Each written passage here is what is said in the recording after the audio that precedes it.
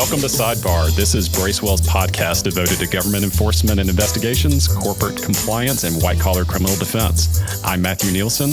And I'm Phil DeSanson. And we are your host. We are also partners at Bracewell, where we represent companies, board of directors, and individuals in all manners of litigation, investigations, and enforcement actions.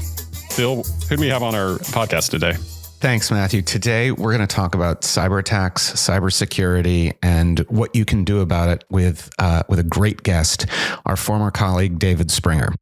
Now, before we started, David was clear with me that he wants to be described at least as temporarily unemployed, because pretty soon he's going to start work as the head of global cybersecurity and privacy incident response, as well as regulatory counsel. So he's, I guess, starting 2 or 3 new jobs for a high-profile technology company. David's also worked in national security and for a time was a litigator in Bracewell's Austin office. So, Dave, we're really happy to have you with us today. Thanks so much for having me. Happy to be here. David, have you got over the termination for responding to the Nigerian prince? It was Bracewell's money, not mine. So it was just a fun experiment. It was a learning exercise. It's fair enough. I'm sure we'll get it back at some point.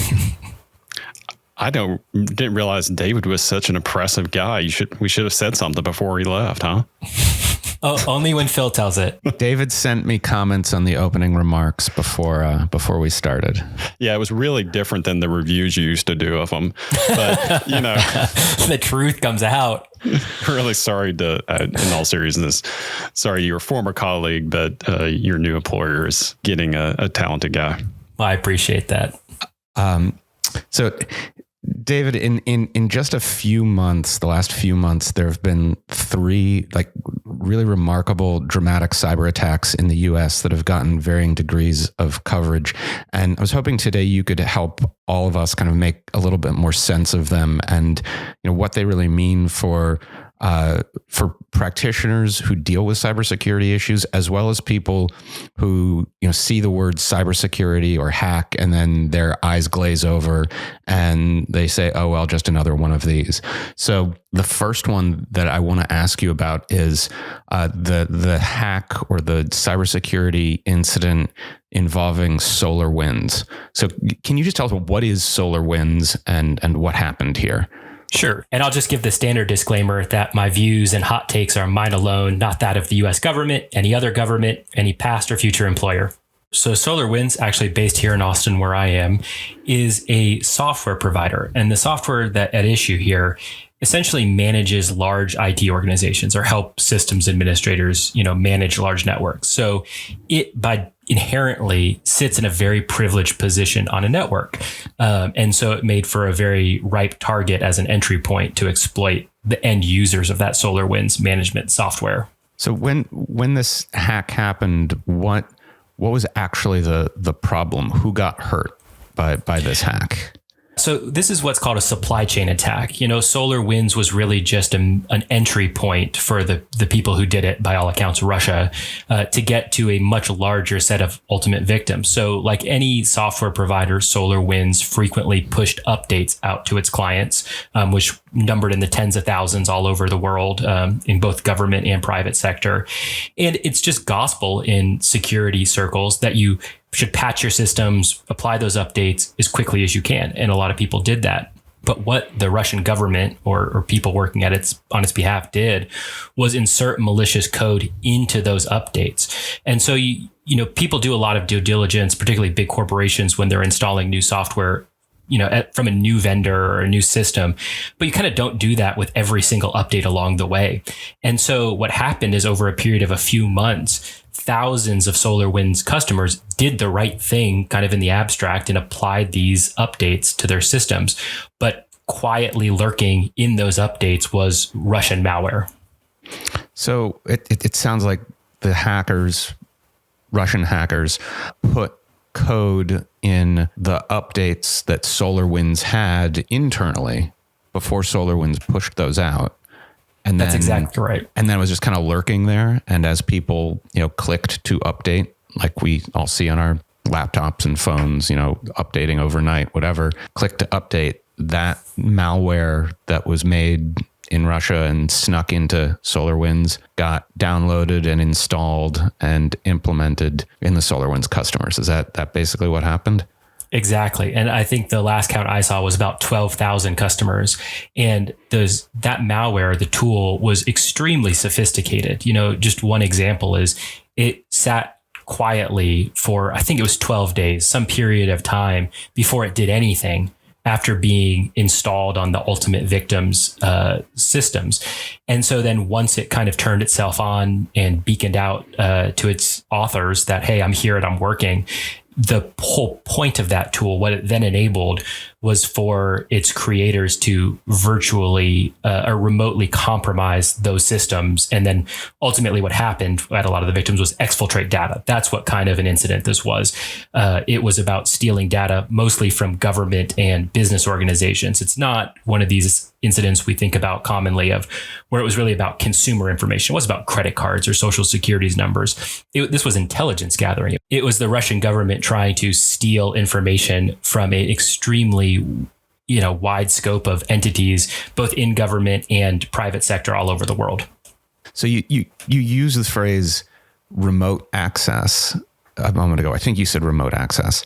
And I want to see if I understand that a little bit better. Does that mean that in real time, someone in Russia was snooping around in the systems of the people who downloaded and updated with the SolarWinds software? Or was it sort of an automated thing that scurried around inside of the victim systems and just collected data and shot it back over to Russia? Yeah, good question. I mean, in really simple terms, what it was a door. They put a door into the updates, and that door went to all the customers. And so then when it beaconed out, what the Russians could do was essentially just open that door and walk into the system. And then they did all kinds of other things with other malware to expand their access and decide what they wanted to do. So by all accounts, and I agree with this, what the kind of immediate purpose of the SolarWinds intrusions was information gathering. But there are also legitimate concerns that once you have that door into a system, you can use that access for any number of things that go beyond just gathering and stealing data. But yeah, it allowed them to look around, poke around, decide what they wanted, and grow their access. In technical terms, what you call it is a foothold. They established a foothold, and then they're able to move broadly throughout a network, using other exploits and other techniques once they're in. I mean, we're talking about attacks on government entities. I think it included, Treasury Department, Commerce Department, State Department. I mean, I would imagine these are, or at least people would assume these are organizations that have the most sophisticated cybersecurity there might be. I mean, so is all hope lost if Russia can attack one of these organizations? So I've been doing cybersecurity to some extent or another pretty much my whole adult life. And I've never become a cybersecurity fatalist, which is kind of where you're going with that. And so, on the one hand, I don't see a lot of legal liability for the victims here, particularly the ones in the private sector, because this was an incredibly sophisticated attack. You could do a lot of things right, and the government does do a lot of things right in this space and still fall victim to this kind of thing. So kind of on the one hand, I am sympathetic that this was, a very targeted, at least to SolarWinds and very sophisticated, very quiet attack. But the government spends billions and billions of dollars trying to defend against this type of thing. And that obviously failed. The Department of Homeland Security, for instance, has invested several $1 billion in a program called Einstein. And this is exactly the kind of thing it's supposed to catch: anomalous network activity, large file transfers out of civilian government agencies like the Treasury Department. That's a very large point of the $1 billion of expenditures. And so it is a failure. And I think we can do better. And there's a lot of conversations about it, including, it's a very large concept, but kind of zero trust networks where you just don't trust anything in your network. You don't assume just because something's running an authorized, process or is authorized software that it can just do anything it wants. But you need kind of a more active defense where systems administrators are really doing looking very closely at everything that's going on. So you can't just blindly trust this. So I'm not trying to give you an evasive answer. All hope is not lost. There are things that can be done better in the corporate realm in particular, making sure that you kind of have the right compliance programs and the right people in place to be looking at this kind of thing.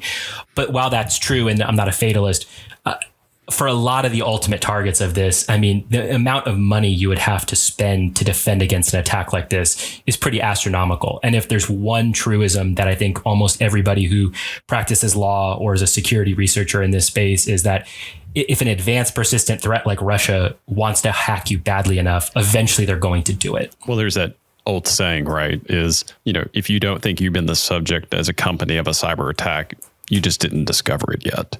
Exactly. You're not a fatalist, David, but still this sounds kind of bad, particularly with this SolarWinds situation. Who's doing something about this? Like, is the fact that it's been discovered, does that mean that it's been stopped and fixed, or is there still work to be done? So there's still work to be done, even probably months later. So pretty quickly after SolarWinds discovered this, which was months after it started occurring, they issued a patch that kind of fixed this metaphorical door. But once actors like Russia here have access, just fixing the door doesn't actually get them out of your system. So there's been months of very difficult work going on in IT departments all over the government and the private sector, trying to eradicate Russia from your network, which you don't have to be a cybersecurity expert to know is a pretty hard thing to do once they're in. And so, some companies have gone so far as to essentially throw away all their IT infrastructure. That's probably a little bit overboard, but a good way to be safe and prudent. But one interesting point that I think your question raises also in terms of what companies can be doing is how you deal with your customers and your business partners. And so, so how do you balance saying, being responsible and telling your customers, hey, we found this, but don't worry, we're fixing it, with the fact that by announcing that you found it and are fixing it, you're now basically telling the Russians, we caught you.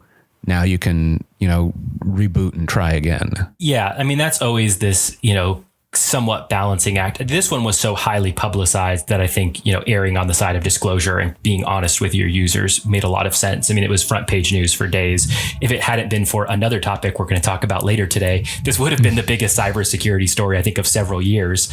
And so, but part of this is legal liability too. I mean, Phil, you both know that SolarWinds has started getting sued in securities fraud actions for not telling its investors, that this was a risk and could have happened, and not putting them on notice of it. So talking to your user base and your investors and your business partners is a tricky balancing act, but very important to get right. I was just going to say, like, as a child of the 80s, I just envisioned Russia just having Commodore 64s trying to do these hacks. But ultimately, they are sophisticated government actor. I mean, besides Russia, who are the other kind of actors out there? I mean, I assume China is certainly one. Yeah, I mean, certainly the ones, particularly in, big, heavily regulated industries here in the U.S., China, North Korea, and Russia are the big three that you worry about.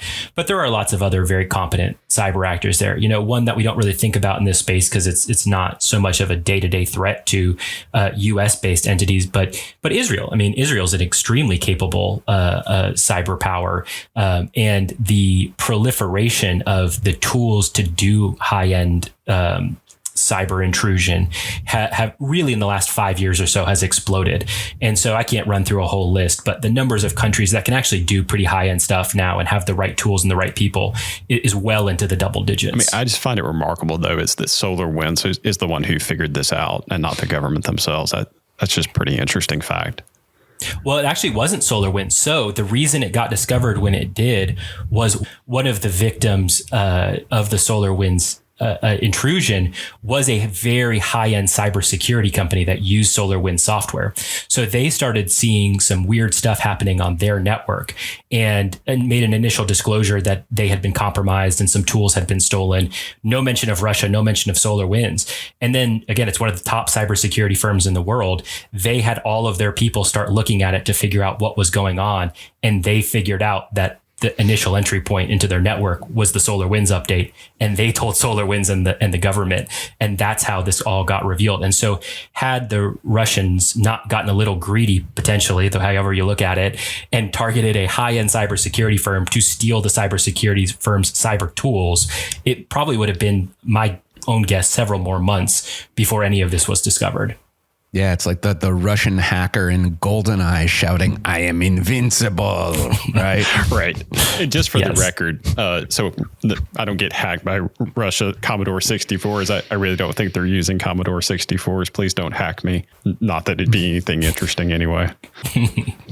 So I did see, kind of, I guess, related to SolarWinds, going into law and politics a little bit here, that the Biden administration responded now finally, maybe quickly, depending on your view of these things, with some additional rounds of sanctions involving Russia. I mean, we've seen over the last number of years fits and starts about sanctions and their effectiveness. But Dave, can you think of another situation where there's been a response to a cyber attack where, an actual nation state actors have been pointed to, and the government has said, you know what, because of this specific attack, we are going to impose sanctions?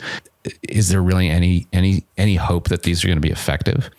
Yeah, I mean, I think sanctions do work over time, particularly when you're dealing with a country that's not literally a pariah state. Russians like to travel. They like to go on vacation. They like to do a lot of the things that all of us like to do. And so when you start making it difficult for them to travel and move money, it does impact their life, and so partly to your question is, North Korea, who has launched some pretty nasty stuff onto the internet in the past. And I don't remember if there were direct sanctions related to that, but certainly it was part of, collective US pressure and actions against the North Korean regime. It works a little bit differently. If you indict some North Korean, military hackers or sanction them, it's kind of just adding on to an already pretty big problem that they've got. So, I don't know about any particular ones, their effectiveness. That kind of goes beyond my expertise. But I do think against a country like Russia, there is a chance of them working. And then, of course, President Biden also recently issued an executive order about supply chain security. And I don't recall if it directly talked about SolarWinds, but I know it was no coincidence that it came about, 2 months after all the SolarWinds headlines. And, it certainly was related. Yeah, I think as part of those sanctions, we kicked 10 diplomats out of the embassy. I always think it's really interesting how they come around to kicking 10 people out. And do we get to choose those 10 people or? Yeah, no, well, it can work either way, but I think historically you just pick 10 particular people, and the diplomatic phrase is persona non grata. You're declared persona non grata and you have to leave the country. All right. Well, I think we want to jump into the next example, which I think, from a layperson's perspective, is probably the most frightening of all of them. But David, you'll tell us what to think about this, I guess. So Oldsmar, Florida, not from what I can tell, a top Florida tourist destination site, but they got hit in early February, I think. And can you just walk us through what happened there and what the worries are and how it got dealt with? Yeah, absolutely, Phil. So I think this one of the three probably got the most popular press coverage and got the most people worried. In my opinion, it's probably the least important of the three relatively. But what happened is, there's just a municipal water treatment plant in this, Florida town. And like any water treatment plant, they inject chemicals into the water in, certain proportions to clean it up and make it drinkable and potable and safe. And somebody accessed the computer terminal being used to adjust the chemicals through some very common software that's on a lot of Windows computers all over the world, and basically messed with the levels and changed the level of one chemical to a dangerously high level. And so I think if I remember the story right, there was a technician that caught this pretty quick and fixed it pretty quickly. And there was no kind of immediate threat to the public. But needless to say, somebody putting dangerous chemicals into a water supply virtually is exactly the kind of headline that gets people interested and worried. I mean, yeah, it's attacking kind of the fundamental things that we rely on, right? I mean, those of us in Texas just went through a couple months ago the winter storms where we were without electricity, or at least large portions, for days. And you kind of felt like society was just going to break down at any moment because we couldn't get to the store and buy food. I mean, isn't that why it's getting the headlines, right? Is you start thinking about power grids and you start thinking about voting systems, not to bring up dispute regarding the last presidential election, but the vulnerability on whether someone could get into those systems and start manipulating them. That's the fear, right? Yeah, Matt, that's exactly right. And so, critical infrastructure is obviously front and center in this. And that's just such a more salient example that kind of people who don't focus on this can visualize and think about, exactly like what you're saying. It's not SolarWinds where you kind of have to understand big corporate IT networks and updates and all that. It's just much more simple. And so, a lot of lawmakers and kind of people in the public eye kept referring to it as a wake-up call. And I got no big problem with that. I personally wouldn't call it that, because kind of threats to municipal critical infrastructure are not new. People have been thinking about it and defending against it for decades. But it is kind of good from the security side to get people thinking about that. And I'm glad that it kind of got attention for it. And particularly as states and local governments have to prioritize funding and think about security, that they put the investment into securing these things. But I mean, should we be worried about it? I didn't realize until this podcast I was a cybersecurity fatalist, but apparently that's the term. I mean, but if, the Treasury Department can be hacked, right? I mean, can't the local, power supply? Is that something people should be really concerned about? It's something people should be concerned about, but there's nothing you can do about it. So on the one end, very sophisticated nation state actors have been probing around in power networks for a long time. We probably all know that the Russian government basically shut down the Ukrainian power grid at will a couple of years back, just for as part of a larger geopolitical dispute.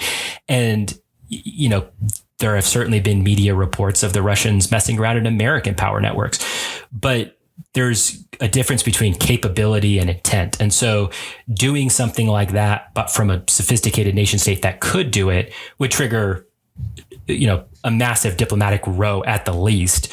And then the kind of actors who would actually want to do it and have the intent don't have the capability to do it at a large scale. This is why Phil's going off the grid and like doing one of those, water supplied wheels to generate his electricity. Last I heard, Phil's going unbanked. Phil's burying a bunch of gold and crypto in his backyard. If I could find a way to bury crypto in my backyard, that would be fantastic. I would at least be able to keep track of the, crypto access key, which is definitely a topic for another discussion in a different day. Don't worry, I've not misplaced a crypto access key. I think that guy is on attempt 9 of 10, right? Yeah, he's got one shot left hundreds of to millions open of up his dollars. iPhone or everything gets locked for good. So I mean, the third incident that we wanted to talk about, I don't know, when I read about it, it seems kind of mundane, but I don't know, the Microsoft Exchange breach, maybe it's mundane because, Microsoft is everywhere, at least where I am in Seattle, Microsoft is everywhere. But talk to us about what the issues are with the Microsoft Exchange breach. Sure. So kind of, I guess the theme of all my comments today has kind of been, there's a difference between what is really scary and kind of what gets people's attention. That's fine. That's normal in any field. I would argue the Microsoft Exchange is the most worrisome, biggest concern of the three, although it probably got the least media attention of the three. So the core of it is, obviously the majority of businesses, probably millions of businesses around the world, use Microsoft Exchange Server for their email and some other programs. And so what happened here was, Chinese actors, by all accounts, launched some software essentially that gave them access to internet-facing Exchange servers. I think it was related to, webmail access. If you can access your corporate email on the internet, like so many organizations can, and kind of, again, using this metaphorical door, gave the Chinese actors a door. But what was really different about this one is a couple things. First is Microsoft is obviously incredibly good at security. Microsoft has been doing this a long time. And actually, a lot of security researchers and people who kind of do the technical side of this professionally have generally pretty good things to say about Microsoft. So, it was against a pretty sophisticated, well-defended target. But then second, and this is kind of like the geopolitical, diplomacy side of it that makes it really interesting, even the legal side too, is it was really indiscriminate. So sure, SolarWinds, that kind of hack got thousands of companies and government organizations, basically anybody who was using SolarWinds. But what was going on with this exchange exploitation, it was basically hitting every internet-facing Outlook webmail access globally. And not only that, but unlike SolarWinds, where it was a very sophisticated kind of elegant door for just the Russian actors to go through, in a sense, what China did with the exchange exploit, anybody could have found that vulnerability once it was introduced on the various servers and used it. So the remediation's been very, very difficult, because as soon as this vulnerability became known and the hack became known, anybody with a pretty basic level of knowledge, I think people were doing it within days, people who do this professionally, were going out and could just test servers all over the world and essentially use the access point that the Chinese government had inserted to do whatever they wanted. And so it was just a very, very indiscriminate and very dangerous exploit. David, you're sounding like a cybersecurity fatalist. I think you've made Matthew a fatal. He's done. He's going done. Matthew's off the grid. He's carrier pigeons. I don't know again what that exactly means, but I'm going to bury a crypto or whatever, and I'm going off the grid. Well, I think thankfully at least Matthew has some hunting, fishing, tracking capabilities. So I think Matthew will at least be able to survive. I'm going to have to stick with my Starbucks within walking distance of my house as my ability to avoid technology. I am quite the tracker, by the way. I'm just a modern day Jim Bowie. Don't know if he was a good tracker or not, by the way. Probably was, though. I mean, he has that big knife. He had to use it for something. So, David, you guys are in Texas. You can make up whatever you want about your tracking and hunting and whatnot skills, and I'll believe it. I'll have to come up with some stories and see what you find the ones that are true and ones that are false. So, David, I mean, looking at all this, and again, you're starting to sound a lot like a fatalist as well, although I know you aren't. What are companies supposed to do? Right? We would do these trainings together, and we would talk to companies about kind of simple things, train people not to open the emails. We were joking about the money from the Nigerian prince and so forth. But just from some kind of takeaways, it sounds like we've always talked about there's different aspects of cybersecurity, right? There's the prevention, detection, and then remediation. But to end today's talk, and we're talking about sophisticated companies and organizations getting hacked here. Kind of, what is your takeaway here? Sure. So a big takeaway is you got to think about who is doing the hacking. And so in the Florida water situation, if I recall correctly, I think it was, I don't remember if they identified a person, but it was, probably an individual person just kind of playing around, causing mischief, breaking the law, but it wasn't a big government. But when you start some 14-year-old kid, right? Yeah, something like that. Exactly. And so, but when you think about something like SolarWinds or the Microsoft Exchange, you have a foreign government doing this. And so companies kind of rely on, rightfully, the federal government to help defend them against a hostile foreign nation state. And so, for instance, there's a really interesting legal thing going on with the Microsoft Exchange thing, because the FBI got a warrant to essentially hack a lot of the infected systems and fix them, which is everybody who's a lawyer who's listening to this podcast is going to realize that's not really what a search warrant is for. It's not the first time something like that has been done, but it's still pretty novel. And so, when it comes to these ultra high end stuff, you do have to kind of work with the FBI and DHS. But practical takeaways, one that's becoming increasingly clear is you've got to be really good about your disclosures to investors. Everything is securities fraud, as a great columnist at Bloomberg says. And so when it's actually difficult to sue based on a lot of cybersecurity incidents, increasingly plaintiffs' firms are trying to wedge it into straight securities fraud stuff and just saying, well, you didn't tell your investors about the cybersecurity risk adequately. It manifested, stock dropped. Now we have an Exchange Act claim. So be good about disclosures, work with the government where appropriate.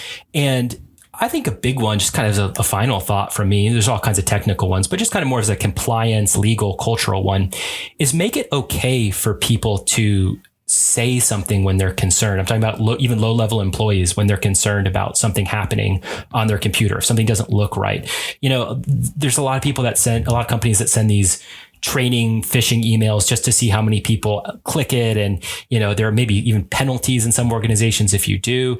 I'm not sure how effective that is. I think probably the better approach is creating a culture where every employee feels empowered that they're part of the cybersecurity team and can go talk to lawyers, go talk to compliance people, go talk to the tech security folks when they're concerned. And I think that kind of bringing them into the process rather than viewing them as just another vulnerability to be mitigated can go a really long way. Yeah, absolutely. I mean, we talk about this all the time, right? There's certain times in which you got to use the carrot and the stick, right? And so, use the stick to punish bad behavior. But all joking aside, I mean, it's, clear here that companies are going to face this risk. There's really virtually nothing that can be done if somebody really wants to get into your systems. And so kind of making everybody part of your team and giving that carrot and perhaps even incentivizing that behavior somehow through reward system or just part of, evaluation of your employees. I mean, that's just going to go such a long way in this. Exactly.